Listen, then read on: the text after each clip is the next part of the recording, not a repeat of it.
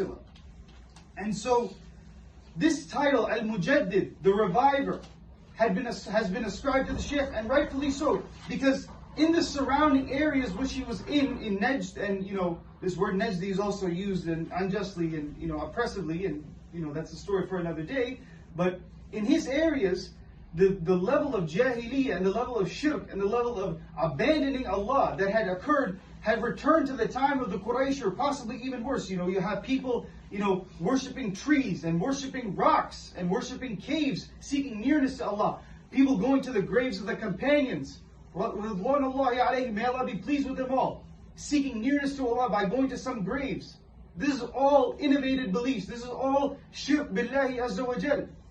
And so Shaykhul Islam Muhammad ibn Abdul Wahhab, he came and he revived the Sunnah in what is now known as the Arabian Peninsula, Saudi Arabia, right? And he revived the Sunnah, and he revived Tawheed, and he forbade, and he waged war, literally waged war against shirk and all of its forms in the many forms that it came in his time.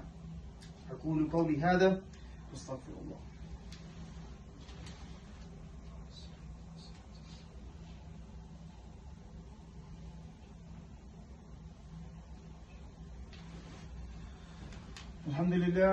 الحمد لله رب العالمين والصلاة والسلام على رسول الله وعلى آله وصحبه أجمعين أما بعد.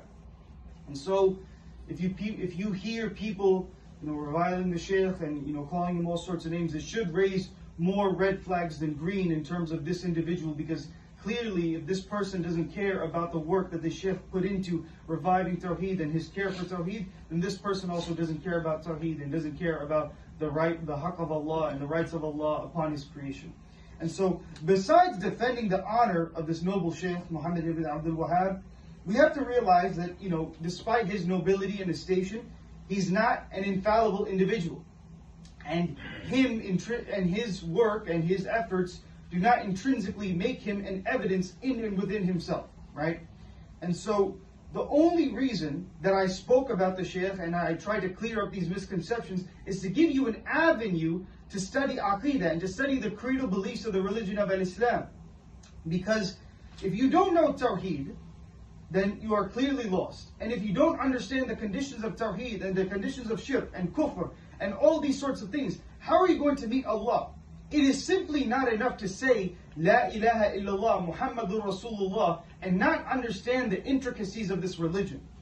Because part of worshipping Allah is to know Allah.